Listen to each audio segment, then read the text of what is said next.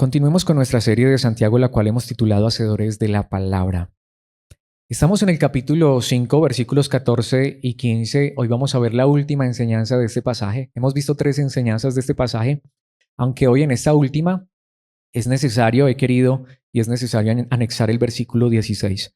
Así que vamos a retomar versículos 14 y 15 y también el 16, aunque también este versículo será parte, si Dios nos presta vida, de la enseñanza para dentro de 8 días. Leamos la palabra de Dios y luego veamos lo que Dios nos quiere enseñar en este momento. En la Nueva Traducción Viviente dice la palabra de Dios escrita: ¿Alguno está enfermo? Que llame a los ancianos de la iglesia para que vengan y oren por él y lo unjan con aceite en el nombre del Señor. Una oración ofrecida con fe sanará al enfermo, y el Señor hará que se recupere, y si ha cometido pecados, será perdonado. Confiésense los pecados unos a otros y oren los unos por los otros, para que sean sanados. La oración ferviente de una persona justa tiene mucho poder y da resultados maravillosos. Esta es la palabra de Dios, es el pasaje que vamos a estar estudiando. Y bueno, ya saben el título de esta enseñanza y de esta serie, porque hemos tenido una pequeña serie dentro de Santiago, serie de 4 enseñanzas de este pasaje. La hemos titulado Debilidad en la palabra, debido a que precisamente nuestra primera enseñanza fue aclarando este término, dado que muchos han entendido, y a lo mejor todos nosotros habíamos entendido este pasaje como que está hablando de enfermedad física, pues nuestra primera enseñanza fue acerca de ver que realmente el término no es enfermedad, sino debilidad.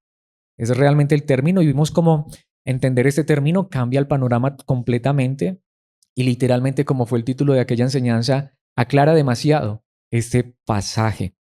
Pero en segundo lugar, nuestra segunda enseñanza fue que vimos la responsabilidad de los ancianos. Es decir, este pasaje tiene una carga muy grande sobre aquellos a quienes Dios nos permite servir en la congregación local, así que nuestra segunda enseñanza fue sobre eso, esa responsabilidad del liderazgo, o para ser 100% bíblicos, los ancianos de la iglesia. Pero ahora 8 días vimos posiblemente la enseñanza más importante de todas, es que al final quien fortalece es Dios. Quien fortalece es Cristo. ¿Y de qué manera lo hace? Maravilloso lo que Dios hace para fortalecernos. Sin embargo, hace falta un punto muy importante, diría fundamental. Nuevamente, para mí, saber que Dios es el que lo hace, el que fortalece, es lo más importante, pero esto se podría malinterpretar, esto que voy a decir en este momento, pero precisamente por eso esta enseñanza completa va sobre este cuarto punto. Y espero que no se malinterprete, sino que lo entendamos correctamente. No es que Dios esté maniatado, no es que Dios no pueda hacer las cosas. Cuando Dios decide hacer algo, lo hace.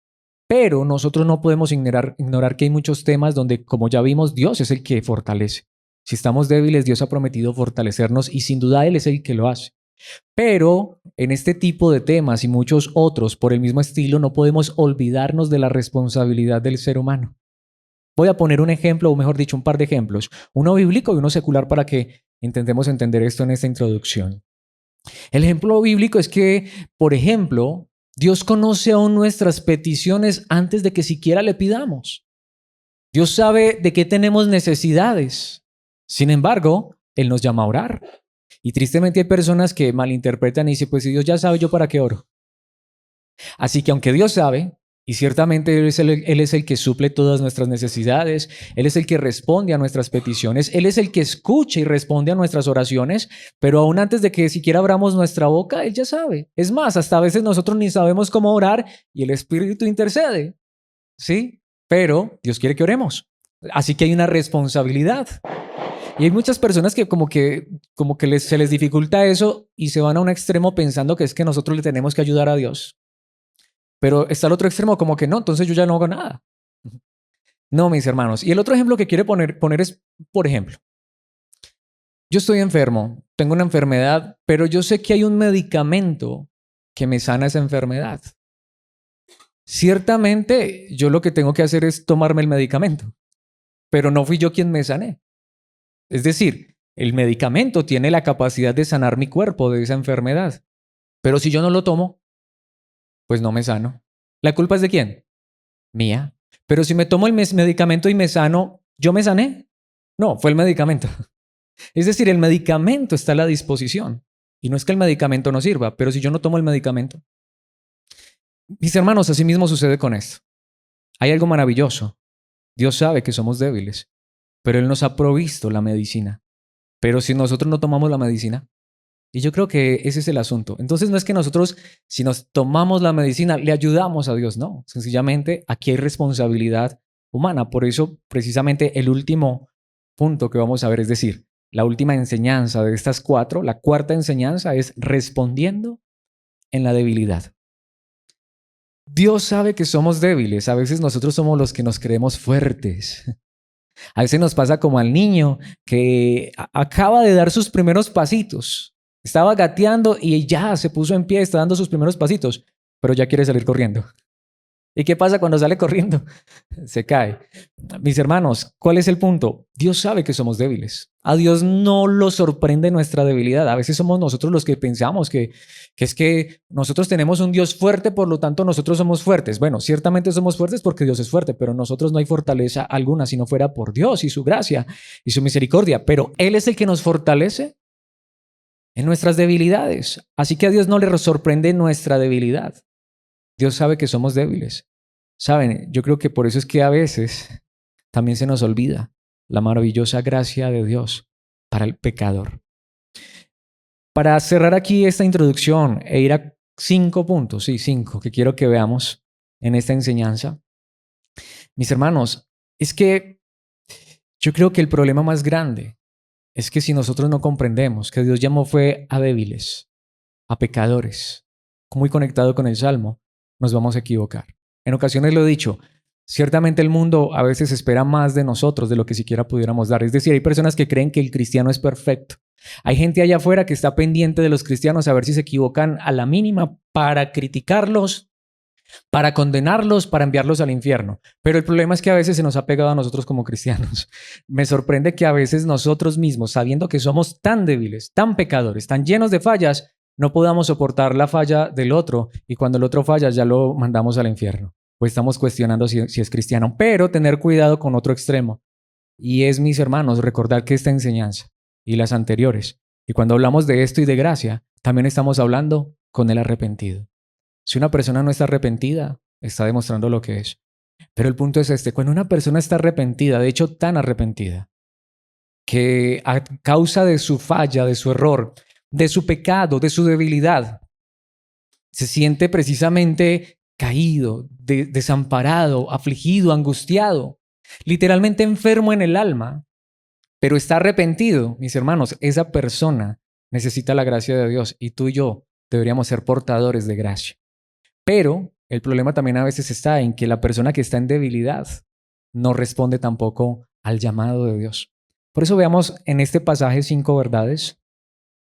Y lo primero que quiero que veamos es el llamado en la debilidad. Vamos a retomar el versículo 14. Y mis hermanos, hay responsabilidad en el ser humano. El ser humano es llamado a responder. Miren, si estamos débiles, Dios nos ha dado la medicina. Pero si no la tomamos, ahí sí tenemos que decir, culpa nuestra. Pensemos en esto, versículo 14. Hemos visto ya mucho este versículo, pero yo quiero resaltar algo allí. ¿Está alguno enfermo, aunque ya vimos, débil? ¿Alguien siente que la vida cristiana es difícil? Mis hermanos, no debería ser así. Pero lo cierto es que hay momentos de debilidad. ¿Qué es lo que debería suceder? ¿Alguien siente que es que esta lucha con el pecado es muy fuerte? Es fuerte, claro que sí, todos lo sabemos. O bueno, al menos si somos bíblicos lo sabemos. Pero en esa debilidad, hemos cometido un error, hemos fallado, nos sentimos tristes. Claro, mis hermanos, es que Dios nos lo dice. ¿Alguno está débil? ¿Alguno reconoce su debilidad en la carne? Notemos que una vez más cómo cambia el pasaje cuando cambiamos enfermedad, porque ciertamente puede ser que en esta mañana haya muchos que están enfermos, pero todos somos débiles, porque todos estamos en un cuerpo de carne y más que enfermedad física, somos personas que estamos propensas a la debilidad de caer, de fallar, de cometer errores. Esa es la realidad. Entonces, que llame a los ancianos de la iglesia. Entonces, una vez más, esto ya lo vimos anteriormente, pero lo quiero enfatizar. Si yo estoy en una iglesia sana, donde empezando por el liderazgo, como dice allí, o de los ancianos, de las personas que están sirviendo, ellos saben que la iglesia es un lugar, se puede utilizar esa expresión y es correcta, es una analogía. La iglesia es un hospital de almas. Aquí son personas imperfectas que quisieran ser perfectas. Aquí son personas que cometen errores, que fallan, que no quisieran cometer errores y no quisieran fallar. Aquí vienen personas es que están luchando con sus pecados, a diferencia del mundo que no lucha con la maldad, sino que se deleita y goza en la maldad. Entonces la iglesia es un lugar donde no hay personas perfectas, sino personas imperfectas que han entrado en un proceso, pero que quisieran ya ser perfectas. Entonces una iglesia que tiene esta clase de ancianos, cuando alguien se siente débil, con toda confianza y seguridad puede, pero no solamente puede, debe llamar. Así que el llamado de Dios al débil es, y allí es donde está el punto, la comunión. Miren, mis hermanos, no estamos solos.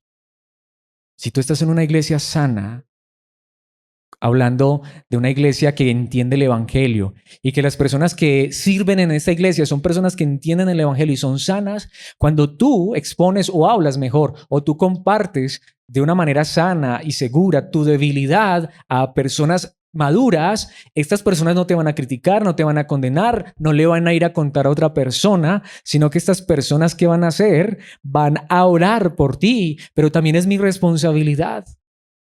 Mis hermanos, compartamos nuestras cargas. No he traído ese pasaje, pero hay un lugar en la Biblia donde dice eso. Ayudémonos a llevar las cargas los unos de los otros. Lo que pasa es que si uno de pronto, claro, y ahí está, uno se muestra como débil.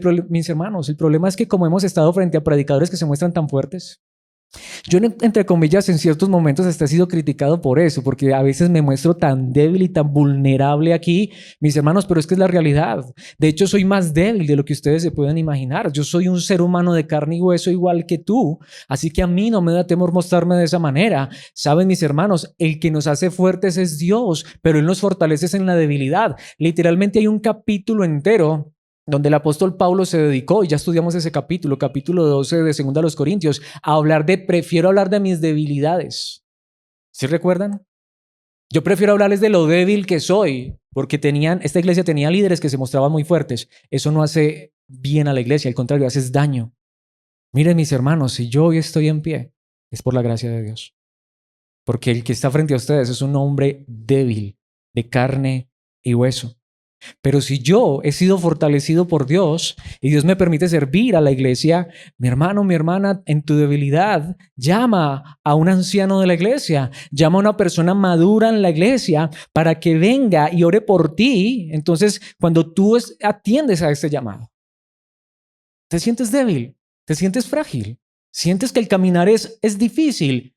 Mi hermano, no estás solo. No solamente Dios está contigo, aunque Él es el más importante, pero es que Dios, quien es el dueño de la iglesia, dice, pero también llama a uno a tu lado, llama a otro hermano a tu lado, llama a alguien para que te ayude en esa debilidad. ¿Qué va a hacer esa persona? Claro, esa persona va a orar por ti porque sabe que Él no puede tampoco, pero allí es donde está, para que vengan y oren por Él y lo unjan con aceite en el nombre del Señor. Recordemos que esto una vez más recuerda al cristiano que hace parte del cuerpo de Cristo. Entonces vemos, es la comunión.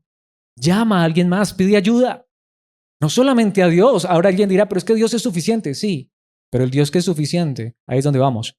Él es soberano y suficiente, pero también somos responsables. Y Él dice, pero los he puesto en una familia. Los he puesto en una iglesia local para que sirvan los unos a los otros. El Salmo 133, solo son 3 versículos. Pensemos en estas expresiones que son del Antiguo Testamento, pero son tan reales y vigentes hasta el día de hoy. El salmista, quien es David, el que escribe este salmo, qué maravilloso y agradable es cuando los hermanos conviven en armonía. Está hablando de la comunión y de compartir como hermanos. Ahorita el hermano Alfredo lo decía, y es cierto, hoy es 1 de diciembre. Hay muchas personas que su armonía y su gozo y su alegría allá es en la parranda, en la maldad, en el pecado. Ellos están disfrutando mientras están haciendo daño a los demás. Pero no les importa porque ese es su gozo y su alegría. Tú y yo tenemos el verdadero gozo y la verdadera alegría. Y no hay nada más maravilloso, y lo tengo que decir nuevamente uniéndome a las palabras del hermano Alfredo. Qué bueno empezar este mes, en este tiempo, en este momento, nosotros juntos como hermanos conviviendo en armonía. ¿Y saben qué dijo David y por qué he traído especialmente este salmo? Porque está conectado con lo que acaba de decir este versículo que ya vimos en enseñanzas pasadas, que no voy a enfatizar, sino que solamente voy aquí a resaltar una pequeña idea. Pues la armonía es tan preciosa como el aceite de la unción. Nos recuerda una vez más, miren mis hermanos, estás débil. Ahí sí lo tengo que decir, congrégate. Congregarme no me salva. Congregarme no me hace, mis hermanos, menos pecador en un sentido. Es decir, no, si yo hoy no vengo a la congregación, mis hermanos, yo no pequé. Ay, mis hermanos, pero si supiéramos la fortaleza que trae el congregarnos. Mis hermanos, es la realidad. Congregarnos fortalece la vida del cristiano. Y en ese sentido sí podríamos decir que ayuda a que el cristiano peque menos. ¿Sí me hago entender? Si el congregarnos, estar juntos adorando al Señor, tener comunión de mis hermanos, poder escuchar la palabra, mis hermanos, nos fortalece, pues seguramente nos va a ayudar a resistir más en este caminar, en este diario vivir. Mis hermanos, y ahí sí lo tengo que decir, una enseñanza que me pierdo, un momento de congregación que me pierdo, eso va a ayudar a mi debilidad. Por el contrario, congregarme y cuantas veces más me congregue, va a fortalecer más mi vida como creyente. Es lo que está diciendo aquí la palabra de Dios. Esa es la unción. Mis hermanos, una vez más, es que yo oro en mi casa, es que yo leo la Biblia en mi casa, es que yo escucho las enseñanzas. Amén. Gracias a Dios por eso. No lo dejes de hacer, por favor, nunca. Pero eso jamás, jamás va a sustituir un tiempo de congregación. No hay misticismo en esto, hay realidad. Dios está presente en la vida de cada uno de nosotros, aun cuando estamos allá solos en casa, donde quiera que estemos. Pero no podemos ignorar algo que la Biblia enseña, pero cuando nos reunimos como iglesia, Dios se deleita en esto y Dios trae su presencia especial a esa comunidad. Nosotros no podemos ignorar eso. Nosotros no lo podemos ignorar. No podemos caer en el error de pensar que es este lugar, entonces tengo que ir a orar allá, porque allá es donde me escucha Dios. No. Pero cuando estamos reunidos como iglesia, porque es que este lugar no es la iglesia, pero tú y yo somos iglesia, pero somos, por decirlo así, un ladrillito de la iglesia. Así que en este momento está la iglesia verdadera, la iglesia completa, la iglesia congregada. Y a Dios le ha placido que en este tiempo haya bendición. Así lo ha establecido Dios.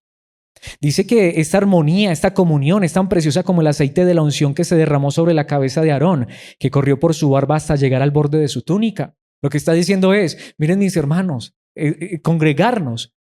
Por eso es que tú llamas a los ancianos de la iglesia para que vengan a orar por ti y te recuerden la unción. Porque haces parte de la iglesia, pero ¿es para qué?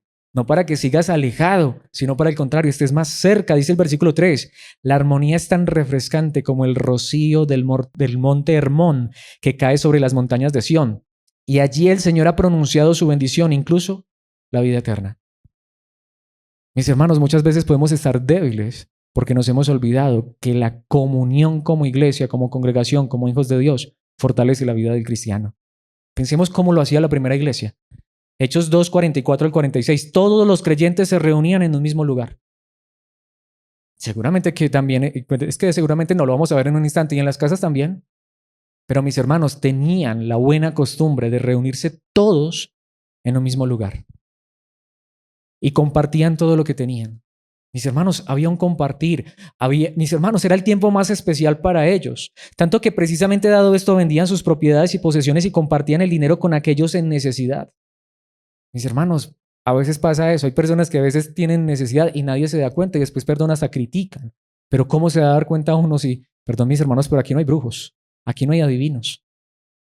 Pero a veces también pasa lo mismo. Hay personas, perdón lo que voy a decir, esto no lo quiero decir por nadie en particular, pero perdón, hasta se quejan porque nos han enseñado mal. Es el pastor el que tiene que estar detrás de las personas. La Biblia enseña es que si yo estoy en una debilidad o en una necesidad, perdón, pero yo soy el que tengo que buscar, yo soy el que tengo que llamar. Mis hermanos, eso es bíblico. ¿Y saben qué dice el versículo 46? Adoraban juntos en el templo cada día porque era una iglesia inmensa. Había un lugar de reunión. No era real. Aquí habla del templo porque se recuerdan que el día de Pentecostés como 3,000 se arrepintieron. Y después a los días como 5,000. ¿Dónde se reunían? Había un lugar donde podían reunirse. Vámonos para el templo. Un día los echaron de allá. Pero mis hermanos se reunían. ¿Y cada cuánto se reunían? Todos los días. Nosotros como iglesia nos reunimos, pues aquí digamos que tenemos la reunión principal que es los domingos, cada 8 días. Nos reunimos también el miércoles para adorar juntos. Tenemos un estudio el lunes y estamos también estudiando los viernes. En esencia podríamos decir ¿cuántas reuniones? Pues nos estaríamos reuniendo 4 veces aquí en este lugar. Mis hermanos, estos creyentes se reunían todos los días. ¿Podemos entender por qué esa iglesia era tan fortalecida? Yo sí tengo que decir, mis hermanos, no dice aquí que si no nos reunimos todos los días estamos pecando. Ah, mi hermano, mi hermana, pero si no nos reunimos. Y si no tomamos en cuenta esto, también luego no digamos por qué a veces nuestra vida se está debilitando. Nosotros no podemos ignorar esto. No lo podemos ignorar. Congregarnos nos fortalece. Así que adoraban juntos en el templo cada día. Se reunían en casas para la cena del Señor. Mis hermanos, ¿cada cuánto compartían estas personas? en el templo donde se reunía toda la iglesia, luego se reunían en casas, ellos no querían pasar un solo día sin esta comunión. Claro, para esto se necesita recursos. Bueno, pues los que tenían recursos los ponían a disposición porque sabían que no había nada más especial. Mis hermanos, pensemos en la gente que no conoce a Dios. ¿En qué se gasta sus recursos? ¿Ellos quieren vivir en rumba todos los días o no? ¿Y quieren vivir en drogas y en licor todos los días? ¿Sí o no? Tú y yo tenemos la verdadera fiesta y el verdadero gozo sin necesidad de esas cosas. Y qué difícil a veces para que nos reunamos. Se reunían en casas para la cena del Señor y compartían sus comidas con gran gozo y generosidad.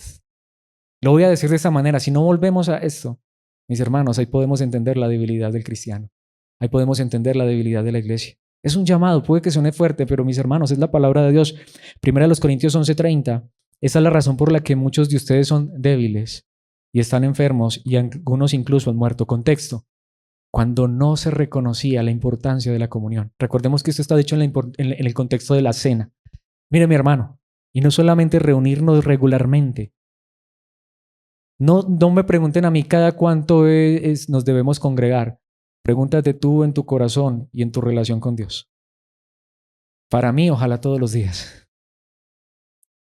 ¿Y saben cuál es el asunto? Cuando estas personas, los corintios, menospreciaron la comunión, la reunión de iglesia y la cena del Señor, la palabra de Dios dice que llegó debilidad, enfermedad e incluso muerte. Es una cosa seria. ¿Sí me hago entender? Por eso es que Hebreos 10:25, y por supuesto este primer punto lo tengo que terminar de esta manera, es en el cual más me he demorado, pero es que es importante. Y no dejemos de congregarnos como lo hacen algunos. Literalmente el idioma original dice no dejemos atrás, o literalmente o no pongamos por debajo. ¿No saben lo que significa? Literal, nunca pongamos en segundo lugar el congregarnos. Si tenemos que escoger, mis hermanos, y si podemos escoger, yo sé que hay circunstancias en las que no podemos. Yo sé que hay circunstancias en las que hay situaciones, venga, es que se me presentó esta situación, no puedo, es imposible para mí, eso es entendible. ¿Creen que Dios nos va a condenar por eso? No. ¿Creen que estamos pecando por eso? No, pero tengamos cuidado. Literalmente el idioma original es, si yo puedo escoger, tengo esto y congregarme, yo no sé, lo dejo entre tú y Dios. Pero si tú puedes escoger, dice la palabra de Dios eso. No hagamos lo que hacen algunos, que cuando tienen que escoger, congregarse queda por debajo, literalmente dice el idioma original. Congregarse siempre está en segundo lugar, cualquier cosa es más importante. No lo hagamos, dice la palabra de Dios, no dejemos de congregarnos, o literalmente se podría decir, nunca pongamos la congregación en segundo lugar, como lo hacen algunos. ¿Saben lo que dice el idioma original? Que el Reina Valera lo dice, como es la costumbre de algunos. La costumbre de algunos es que, hey, tengo que hacer esto y congregarme. Ah, no, pero congregarme siempre estará en segundo lugar. Es que si no estoy pecando, si Dios no me va a condenar por eso. Es verdad, pero si ese es mi entendimiento, la pregunta es, ¿qué dice la Biblia? Si no, animémonos unos a otros. Literalmente significa alentémonos a esta comunión tan importante. Sobre todo, ahora que el día de su regreso se acerca. Literalmente dice, invitémonos, llamémonos, confortémonos. Es más, podría ser, fortalezcámonos en la comunión, es lo que dice el idioma original. Espero que este punto haya quedado claro. Vayamos al segundo y es descansando en la debilidad. Vayamos ahora al versículo 15 y es lo que decía. Miren mis hermanos, vamos a decirlo de esta manera. Si yo estoy enfermo, estoy débil. Estoy enfermo físicamente y me tomo el remedio. Miren mis hermanos, y el remedio hace su efecto. No me tengo que quedar tirado en la cama. Yo tengo que responder a ese efecto. ¿Qué dice el versículo 15? Una oración ofrecida con fe salvará, dice el idioma original, aunque esa traducción dice sanará al enfermo, salvará, levantará, fortalecerá al caído y el Señor hará que se recupere y si ha cometido pecados será perdonado. ¿Cuál es el asunto aquí? Porque le puse a este punto descansando. Miren mis hermanos, y hace 8 días tocamos por encimita de esto, pero aquí es donde lo quiero resaltar. Si yo estaba triste, decaído, afligido, enfermo, angustiado, porque había cometido un error, miren mis hermanos, si yo he reconocido mi pecado, si yo al contrario, en lugar de estar lejos, porque hasta eso pasa, hay muchas personas que fallan, cometen errores y se alejan de la congregación, no sé por qué, cuando es lo contrario, pero si yo he reconocido mi error, ahora estoy teniendo la comunión como en la iglesia, han orado por mí, Dios me ha perdonado. Mis hermanos, ¿saben lo que el texto está diciendo implícitamente? Lo que está diciendo es, miren mis hermanos, esto no es mágico, esto no es tampoco una cosa mística. Miren mis hermanos, yo tengo aquí que poner también mi mente en esto. Ya Dios me ha perdonado, ¿por qué me sigo castigando? El punto aquí que está diciendo es, miren, Dios te va a restaurar. ¿Por qué? Porque has hecho lo que Dios te ha dicho. Has llamado a los ancianos, has reconocido tu pecado, han orado por ti. Así que lo que está diciendo es, ya no puedes seguir débil. Porque Dios te ha fortalecido y porque Dios te ha perdonado. Y hay gente que sigue cargando todavía con pecados, perdón, pero no sé desde cuándo. No, mi hermano. Vuelvo y lo repito, porque lo hemos hecho en todas estas enseñanzas. Si tú cometiste un error esta semana, si has fallado, si has pecado, ¿estuvo bien? No, te estoy diciendo que estuvo bien. No. ¿Has reconocido tu pecado? ¿Estás arrepentido? ¿Te dolió lo que hiciste? Mi hermano, ya está.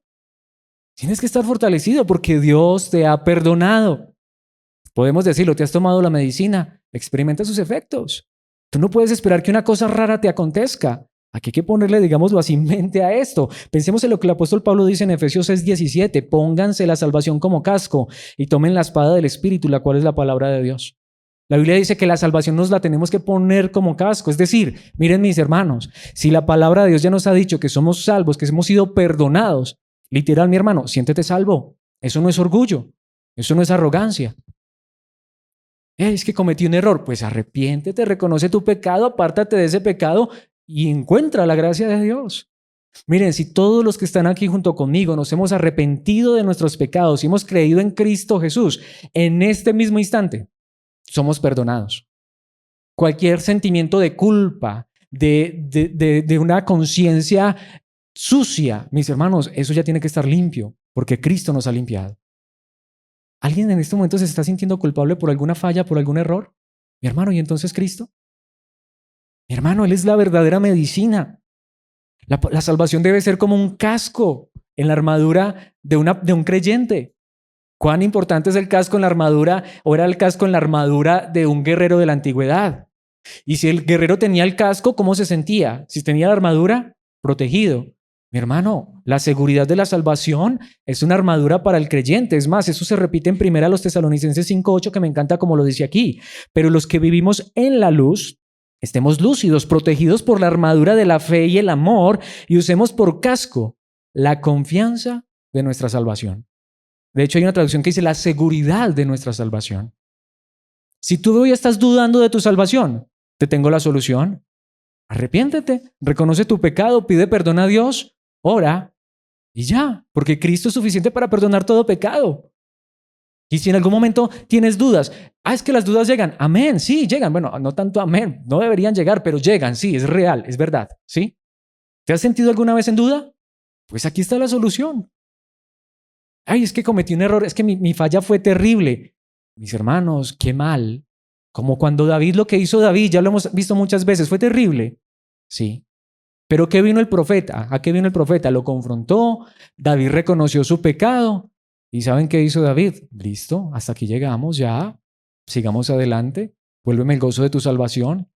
Mis hermanos, y David siguió adelante, David no siguió culpándose toda su vida por su pecado. No, mis hermanos, si Dios nos ha perdonado, tenemos como casco, usemos mejor por casco la confianza de nuestra salvación. El apóstol Pedro lo dice de esta manera. Me encanta porque este versículo ha sido usado para la sanidad física. Nuevamente, todos los versículos que han sido usados para esto parece que todos están mal. No los versículos, sino cómo los han interpretado. Pedro aquí está hablando del perdón de pecados. ¿Y saben qué ilustración utilizó? De hecho, ¿qué pasaje utilizó? El pasaje de Isaías 53. Él mismo cargó nuestros pecados sobre su cuerpo. Pero ahora dice, no, este no es solamente el de Isaías 53. Este es Cristo quien lo hizo. ¿En dónde? En la cruz. ¿Qué cargó? Nuestros pecados, para que nosotros podamos estar muertos al pecado y vivir para lo que es recto. ¿Qué es lo que dice? Por sus heridas ustedes son ¿qué? Sanados. ¿De qué sanidad está hablando? ¿De la física o de la espiritual? De la enfermedad del alma o del corazón. Este no ha sido el pasaje. Es que por sus heridas hemos sido sanados. Y mis hermanos, si empiezan a orar por los enfermos y los enfermos se levantan igual de enfermos o peor. ¿Por qué hemos utilizado mal este pasaje? Pedro dice, no, ese pasaje no es por las enfermedades físicas. En la cruz, Cristo murió por nuestros pecados. Él allá fue herido, él allá fue molido por esa enfermedad, por esa lepra, que son ilustraciones de la maldad. Saben, Pedro dice, ya hemos sido sanos por sus heridas. ¿Pero de qué estamos hablando? ¿De qué sanidad? De la del alma, de la del corazón. Y pasa que tristemente hasta hay muchas personas que tienen tanta fe y tanta confianza para que oren por ellos para que se sanen por una enfermedad. y no se sanan. Cuando deberíamos es tener una confianza inquebrantable en que si hemos aún pecado, pero nos hemos arrepentido, mis hermanos, Dios tiene el poder para perdonar esos pecados. Dios tiene el poder para sanar esa que es la más terrible enfermedad. Porque lo que sucedió en la cruz es demasiado poderoso para limpiarnos de toda maldad. Romanos 8:1. Quiero terminar este punto con este versículo que lo he dicho tantas veces. Este debe ser nuestro versículo favorito. Por lo tanto, ya no hay condenación para los que pertenecen a Cristo Jesús. ¿Perteneces a Cristo Jesús? Repítete este versículo todos los días de tu vida. Perdón lo que voy a decir, pero si es posible, tatuémonoslo. Alguien dirá, ay, no digas eso, esperen. A lo que me refiero es de verdad. De verdad. Claro, es que es más, si nos lo tatuáramos en la frente, hasta se nos olvidaría. Más bien, digámosle, como dice un lugar en la palabra de Dios. Hay un lugar en la palabra de Dios, dice, que tatúa tu nombre en mi corazón. Mis hermanos, si le pertenecemos a Cristo, si Cristo está en nuestro corazón, si tú le perteneces a Cristo, no hay condenación para quien está en Cristo Jesús. Mis hermanos, es la realidad, ese es el Evangelio. ¿A cuántos puede estar fortaleciendo? Y ojalá que así sea. Dios quiera que así sea. ¿A cuántos puede estar fortaleciendo esta palabra? Si notamos cómo congregarnos nos fortalece, pero si notamos también, mis hermanos, cómo tener esta seguridad de la salvación nos fortalece. Eso nos lleva al tercer lugar, al tercer punto. Confesando en la debilidad. Ya lo mencioné, pero aquí hay un punto muy importante. Muchos pecados necesitan ser confesados. Y a veces quien más necesita escuchar la confesión es el ofendido. Y quiero aclarar aquí dos cosas. Vayamos a la primera parte del versículo 16. Confiésense los pecados unos a otros y oren los unos por los otros para que sean, ¿qué? Sanados. Entonces ya hemos hablado de esto y aquí una vez más se corrobora. ¿Está hablando esto de sanidad física? Claramente no. Está hablando de una sanidad del alma. Pero mis hermanos, de hecho, ¿por qué he traído este versículo? Porque yo ya lo había dicho desde el principio que el pasaje es completo. Es más, el idioma original dice por lo tanto. El idioma original empieza diciendo, por lo tanto, confiésense los pecados unos a otros. Dije que quería decir dos cosas. La primera, aclarar algo que no dice el texto. Una vez más, no es el confesionario de la Iglesia Católica. Ni tampoco es que, a ver, mis hermanos, ahorita después de la enseñanza se van a reunir en parejas y uno le va a confesar los pecados al otro y el otro al otro. Tampoco. Aquí está hablando en el contexto de, miren, mis hermanos, y es muy importante. Y esto es lo segundo que quiero decir. Aquí sí es donde es necesario confesarnos los pecados. Mire, mi hermano, mi hermana, si lo que yo hice ofendió a Dios, yo puedo dejar esa situación entre Dios y yo mismo, o si de verdad estoy tan cargado como esto, como dice la palabra, busco ayuda. Busco un hermano maduro, busco un anciano de la iglesia, le comento mi carga, ese hermano me va a ayudar a orar, me va a recordar el evangelio y voy a encontrar paz en esa comunión.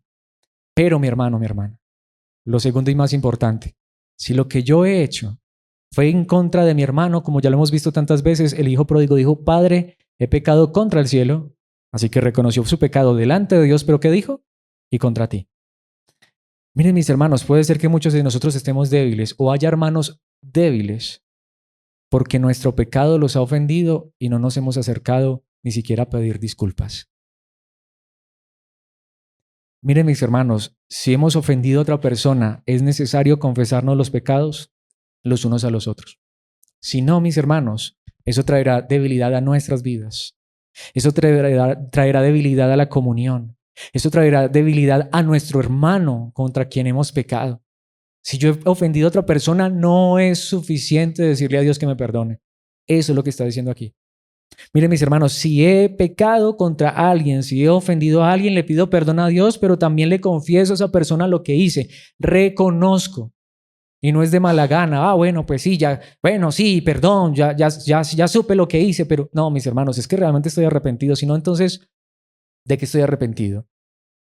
¿Cuántas personas necesitarán una disculpa de nosotros? Mis hermanos, esto trae sanidad. Entonces lo que decíamos, esto no es simplemente una oración con Dios y ya. Bueno, si mi pecado fue contra Dios, solamente sí.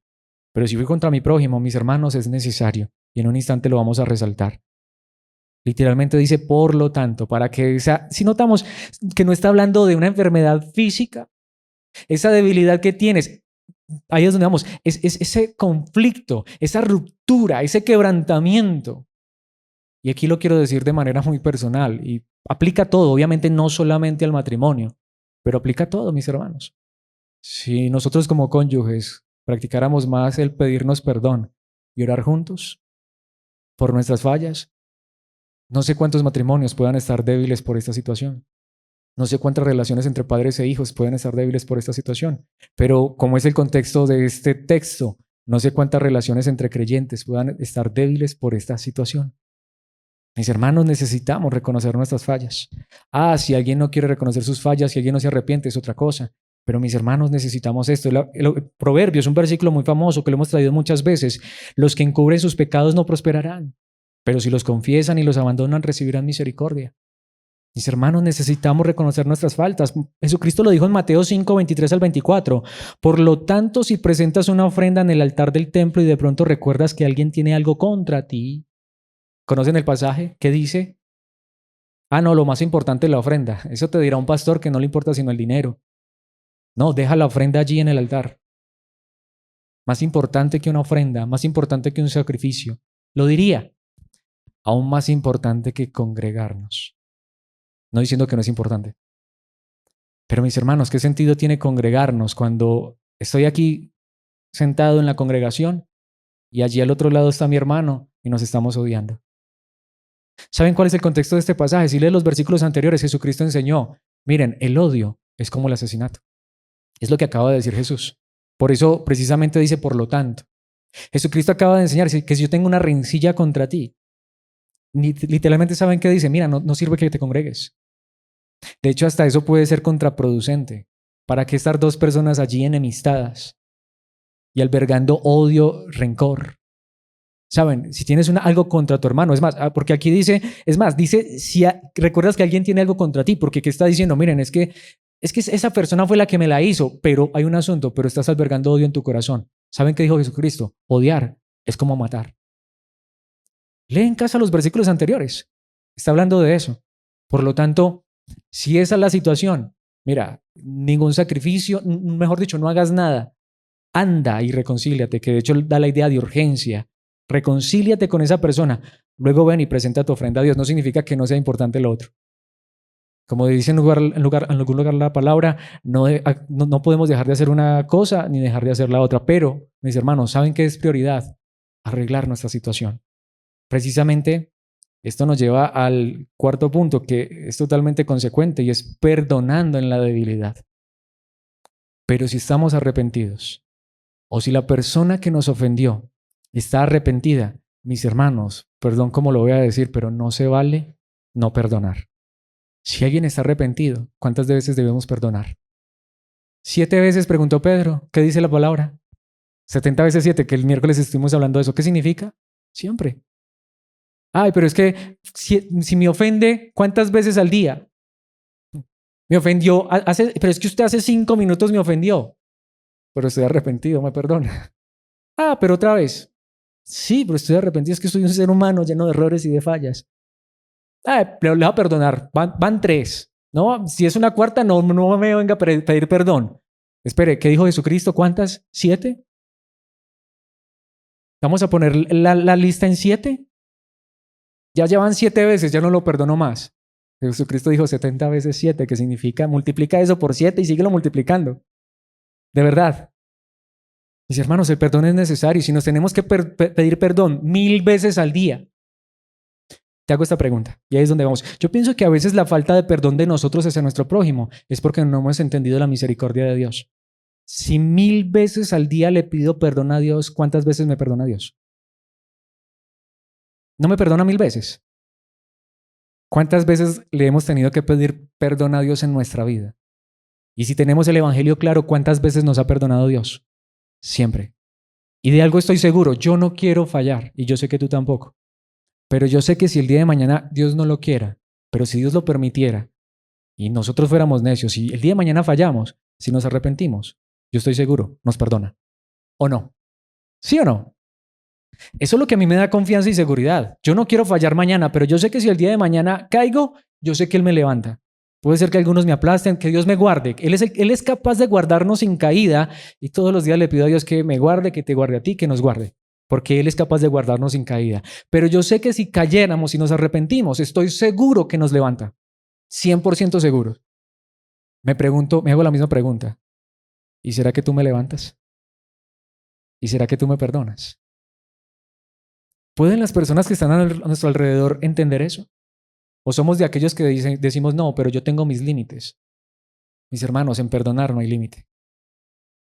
Que volvamos a la primera parte del versículo 16, que es muy interesante. Confiésense los pecados unos a otros. ¿Y saben qué dice? Y oren los unos por los otros para que ¿qué? Para que sean sanados.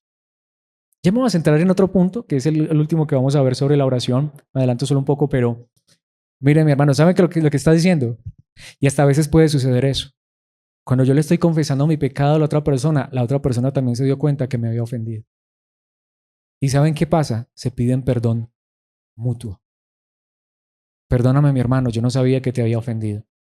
No fue mi intención, o perdóname, mi hermano, a lo mejor sí fue mi intención. Como lo estaba escuchando esta semana que me pareció muy bonito. O mira, la verdad es que no me gustó lo que pasó, pero sabes, fallé porque de pronto no te dije las cosas como debía decirlas. Y a lo mejor eso también te ofendió. Perdóname. Y la otra persona dice, sí, yo también cometí un error, sí, de pronto no reaccioné de la mejor manera, no actué de la mejor manera. Perdóname, mi hermano.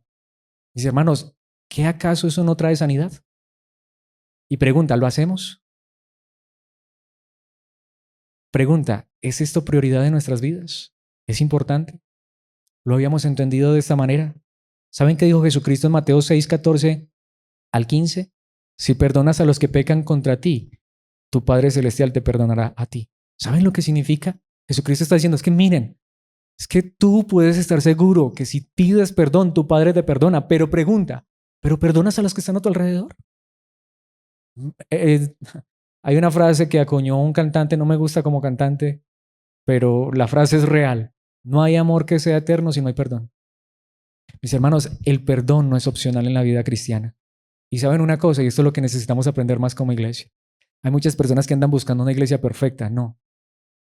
Una iglesia verdadera y una iglesia sana es aquella donde hemos aprendido a perdonarnos nuestras faltas. Es aquella donde no decimos no vuelvo porque es que tal me miró feo, o es que no me gustó cómo me saludó, o no me gustó lo que dijo. Miren, mis hermanos, no es que eso esté bien. Si yo de pronto algún día te he mirado mal, perdón, por favor. Si de pronto no te ha gustado como he dicho las cosas, perdóname, no ha sido mi intención ofenderte. Y de verdad te lo digo con el corazón. Los hermanos que me conocen más personalmente saben, a veces tengo tanto temor de cómo voy a hablar porque yo no lo quiero ofender, mi hermano. Mi hermana, yo no quisiera en este momento, en esta prédica, que sé que es fuerte, decir algo que haga que tú digas, no vuelvo por allá, no me gustó como dijeron eso. Miren, mis hermanos, si yo estoy diciendo esto es porque creo que es la verdad de la palabra de Dios, no para ofenderte, no para tratarte mal. Al contrario, le pido tanto a Dios que me dé gracia, como dice el apóstol Pablo, que mis palabras, al ser expuestas, que no son las mías, sino las de la palabra de Dios, pero utilizando mis labios, mis hermanos, que como dice Pablo, que sea sazonado como con sal, que sepa rico aunque sea fuerte. Ojalá sea así, es lo que le pido a Dios todos los días, Dios lo sabe. Y muchas veces que hablo con hermanos les digo, por favor pidan eso, porque predicar no es fácil, no solamente por la responsabilidad de la palabra, sino porque uno podría decir algo mal sin querer y ofender a alguien. O en mi actitud, soy un ser humano lleno de errores. Yo no quisiera ofenderte, yo no quisiera algo para que te sientas mal y te vayas para otro lugar. ¿Saben qué quisiera? Que Dios me guardara de esas cosas, pero que si en algún momento fallara, que me perdonaras, que hablaras conmigo. Mis hermanos, necesitamos, porque si no hay perdón, mis hermanos, tarde o temprano, esto quedará vacío. Yo necesito que tú me perdones. Yo necesito perdonarte. Una iglesia sana es aquella donde aprendemos a perdonarnos nuestras faltas, donde sabemos que no somos perfectos, donde sabemos que entre más nos congreguemos y más compartamos, más nos vamos a dar cuenta de los humanos que somos, de lo débiles que somos, de las fallas que tenemos. Yo no vuelvo por allá porque es que mire lo que me hizo fulano de tal. Mira, mi hermano, si yo te hice algo, no te vayas, por favor. No te alejes. Al contrario, por favor, acércate. Llámame. Y perdonémonos mutuamente. O si tú no me hiciste nada malo, yo tengo que reconocer mis fallas. Ahí sí diría, y si yo no reconozco mis fallas, ahí sí grave. Mi hermano, qué pena, no fue mi intención. Mi actitud no fue la mejor, perdóname. Voy a pedirle a Dios que me ayude a mejorar esa actitud. No quería ofenderte. Si perdonas a los que pecan contra ti, tu Padre Celestial te perdonará a ti. Si te niegas a perdonar a los demás, tu Padre no perdonará tus pecados. Pero si mi hermano viene y me pide perdón, o si yo voy a ti, mi hermano, y te digo, ¿me perdonas? Perdón, no fue que no quise, es que la verdad tenía rabia, estaba enojado, mi actitud no fue la mejor. ¿Me perdonas? Y si tú no me perdonas, ¿cómo luego con qué cara vas a ir a decirle a Dios, perdóname? Porque sabes una cosa, tú también fallas. Yo también fallo. Y no solamente un día, y no solamente una vez. ¿Cuántas veces fallamos? ¿Y cuántas veces nos perdona el Padre? Pero ¿cuántas veces debemos perdonarnos los unos a los otros? Yo necesito perdonar a mi esposa, no se imaginan cuántas veces, pero más me tiene que perdonar ella a mí. No se imaginan cuántas veces. Yo necesito perdonar a Sophie y Sophie necesita perdonarme a mí. No saben cuántas veces. Cuando vivía acá con mis padres, no saben cuántas veces ellos tenían que perdonarme a mí. Más que las que yo tenía que perdonarlos a ellos, pero los tenía que perdonar. Porque si no, mis hermanos, imposible. ¿Cuántas veces nos tenemos que perdonar para que seamos una iglesia sana? Colosenses 3:13. Sean compasivos con las faltas de los demás y perdonen al todo el que los ofenda. ¿Sí notamos? Esto es lo que va a suceder para que sea una iglesia sana. A lo mejor por esto es que a veces hay debilidad, hay enfermedad, como dice la palabra, hasta muerte. ¿Por qué? Porque no hemos aprendido a perdonarnos. Sean compasivos con las faltas de los demás y perdonen al todo el que los ofenda. Recuerden que el Señor los perdonó a ustedes, así que ustedes deben perdonar a otros. ¿Demasiado claro o no? Es más, recordemos el Padre Nuestro, Lucas 11:4, y perdónanos nuestros pecados, así como nosotros perdonamos a los que pecan contra nosotros, y no permitas que cedamos ante la tentación. ¿Es esto verdad? ¿Cada cuánto necesitamos esto? Yo lo tengo que decir, yo a veces lamento esto. Yo a veces lamento que la religión popular haya vuelto tan vana esta oración, que es fundamental. Pero por si ustedes no lo sabían, la mayoría, no puedo decir todos los días, porque yo a veces trato de variar, pero yo muchas veces mi oración es el Padre Nuestro. Yo no lo hago como la religión popular, es decir, como mecánico y hoy 3 Padres Nuestros, no. Pero muchas veces mi oración es el Padre Nuestro, porque es que es una oración bíblica. Y de hecho el Padre Nuestro me recuerda que yo debo perdonar a los demás, porque yo todos los días le pido perdón a Dios. Y una vez más, si yo todos los días no estoy dispuesto a perdonar a mis hermanos, se los voy a decir de esta manera, mi matrimonio tarde o temprano se va a acabar. Mi relación con las personas tarde o temprano se va a acabar, porque si no aprendemos a perdonarnos, mis hermanos, perdón lo que voy a decir, pero una vez más, esos pastores, esos líderes y esos matrimonios y esas relaciones que se muestran como perfectas son una farsa, porque somos pecadores todos. Mi hermano, es la realidad. Yo no quisiera, Dios lo sabe, yo no quisiera ofender ni en lo más mínimo a mi esposa. Yo no quisiera ofender ni en lo más mínimo a Sophie. Yo no quisiera ofender ni en lo más mínimo a ustedes. Yo quisiera ser perfecto. Mucho menos quisiera ofender a Dios. Pero perdón, soy un ser humano y no me estoy justificando, pero cometo errores. Por eso muchas veces tengo que decir, ¿me perdonas? Y saben que lo más hermoso, que yo sé que también muchas veces me tienen que pedir a mí perdón. Pero cuando estamos dispuestos a perdonar y sabemos que hay un Dios que nos perdona, que Cristo está a la diestra del Padre intercediendo por nosotros, esto nos lleva al último punto, posiblemente el más importante. ¿Por qué posiblemente el más importante?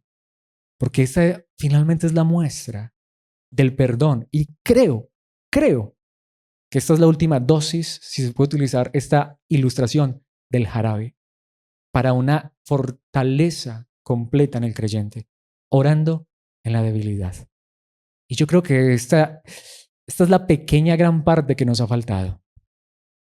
Mis hermanos, tomemos nuevamente el versículo 16. Confiésense los pecados unos a otros y ¿qué? Y oren los unos por los otros para que sean sanados. Mi hermano, ¿me perdonas? Sí, te perdono. ¿Puedes orar por mí? ¿Se imaginan eso? ¿Alguna vez lo han hecho? Yo no sé cuántos cristianos podamos llevar toda una vida de cristianos y nunca hayamos hecho esto. ¿Hemos ofendido a alguien o alguien nos ha ofendido? Hablemos, comentemos la situación. ¿Me perdonas? Yo también te perdono. ¿Oras por mí? Voy a orar por ti. En ese momento, vamos a hacer una oración mutua. Eso es lo que está diciendo el pasaje.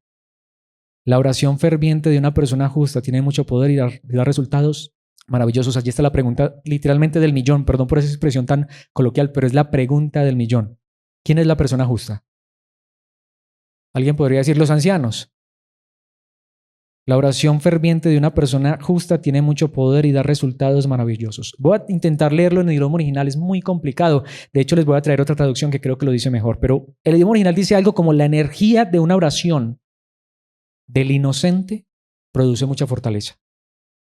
La persona justa aquí es justamente la que cometió el error.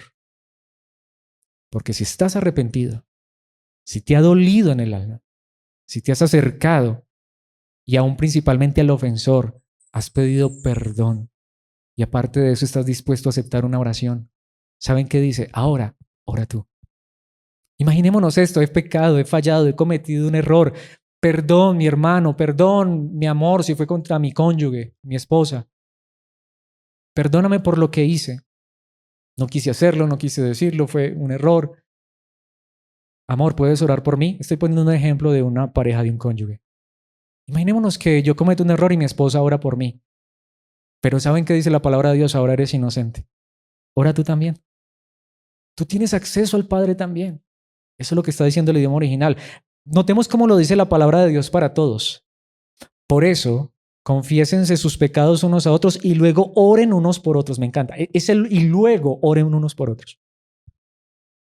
Si yo fui el débil que llamé, vinieron y oraron por mí, pero ahora yo mismo puedo orar. Es que mis hermanos, nadie es más importante ni más grande que otro. Y si hemos reconocido nuestros pecados, estamos a la par delante de Dios, santos, justos, perdonados, perfectos. No, ahora solamente tú. Es que yo fui el que cometí el error. No, mi hermano, ahora tú. Oremos juntos. Hagan eso para que Dios los sane. Pero si notamos el mandamiento, literalmente vemos la sanidad de la que está hablando aquí, la entendemos. ¿Cuántos de nosotros hemos estado enfermos quizá por años? Porque no hemos tomado la medicina que Dios nos ha dado. Lo que dije al principio, la medicina ya está. Y Dios ya hizo lo que Él debe hacer. Y Él nos ofrece la medicina, pero tenemos nosotros que responder, como es el título de esta enseñanza.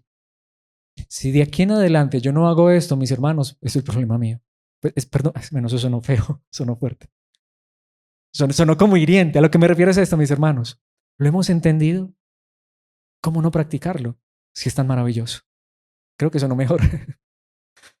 Mis hermanos, si no lo hemos hecho, si no lo hemos practicado, la oración de quien está bien con Dios, literalmente se podría traducir la oración de quien ha sido declarado inocente para con Dios, es poderosa y efectiva. Tiene una fortaleza.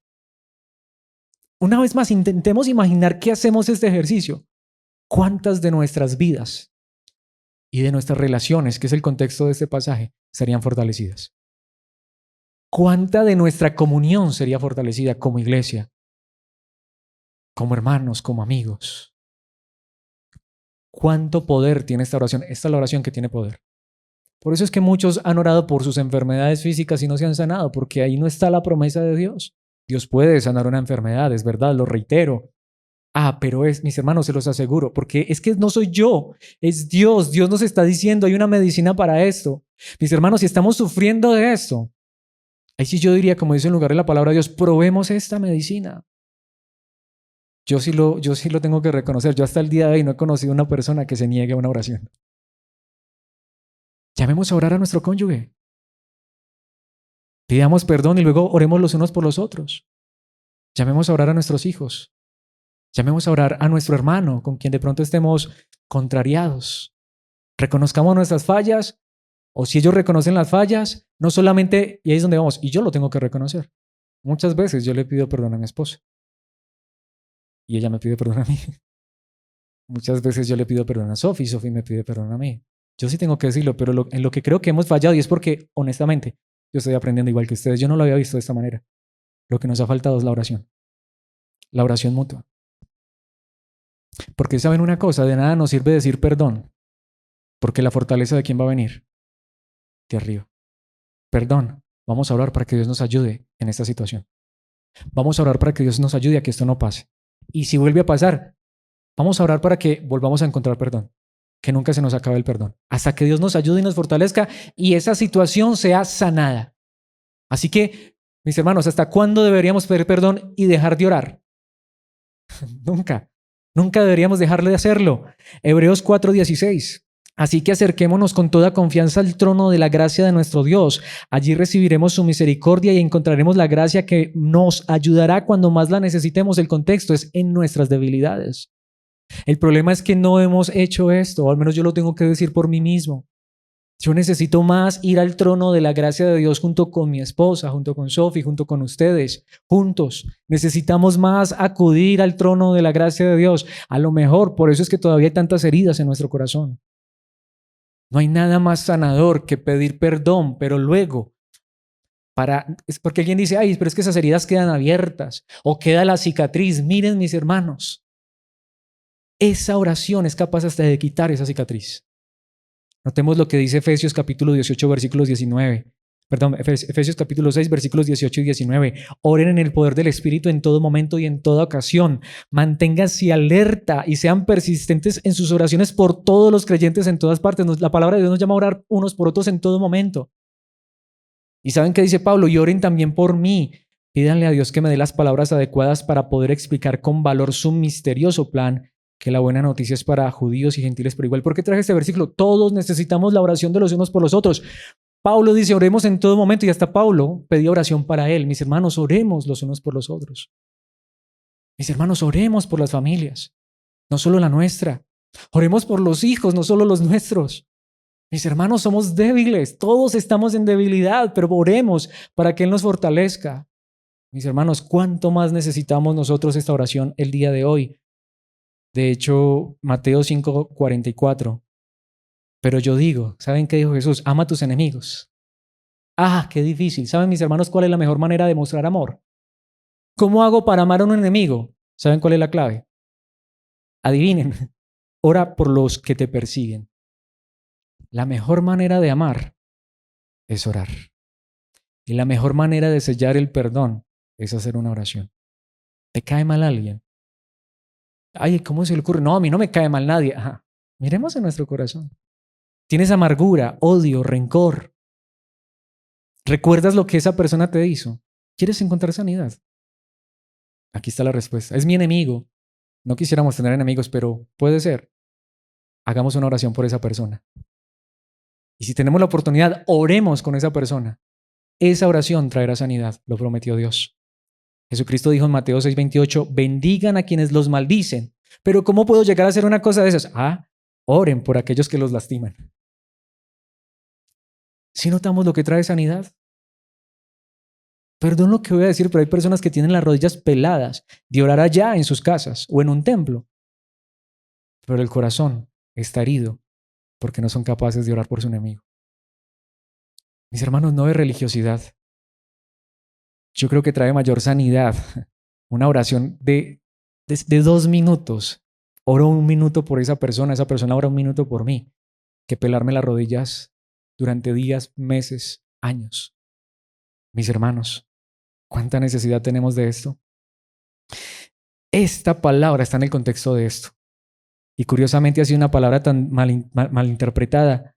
Mateo 18:20, pues donde se reúnen 2 o 3 en mi nombre, yo estoy allí entre ellos, y está hablando es de esto, de la oración por perdón. Es todo el contexto del pasaje. Lo que estoy haciendo es trayendo pasajes que muestran, miren mis hermanos, donde por eso dice 2 o 3, si el problema es entre 2, ahí está. Si tengo un problema contigo, mi hermano, no llamemos a más nadie más. Vengamos tú y yo, ahí está Dios, ahí está Cristo. Pongámonos de acuerdo. Oremos el uno por el otro. Y Dios dice, ahí estoy yo. Les aseguro, estoy ahí trayendo sanidad. Esto no es un versículo como para cuando los miércoles vienen poquitos hermanos. Hermanos, ¿dónde estén 2? No. Eso no es un versículo de consuelo para cuando vino poquita gente. Es un pasaje que nos recuerda que si nos ponemos de acuerdo en nuestros conflictos y oramos los unos por los otros, Dios está ahí. Dios está ahí. No necesitamos llamar a nadie más. Y si el problema fue entre 3 o necesitamos a alguien que nos ayude, pues listo, pero no necesitan contarle esto a todo el mundo. Claro, en el contexto también dice, bueno, si eso no se resuelve, toca mirar qué más hacemos. Pero es casi como si Dios prometiera, miren mis hermanos, nuestros mayores problemas se resolverían si tan solo llamáramos a la otra persona, reconociéramos nuestras fallas, pero a lo mejor nos esté haciendo falta la palabra clave, orar. Yo quiero terminar de esta manera. Sé que me extendí, me perdonan por favor, pero es necesario. Este versículo sella esta enseñanza de una manera muy particular en Lucas 23:34, solo la primera parte del versículo. ¿Dónde está Cristo en este momento? Literalmente colgando en una cruz. ¿Qué le acaban de hacer al Hijo de Dios? ¿Y saben qué dice Cristo Jesús? ¿Saben qué hizo Cristo Jesús?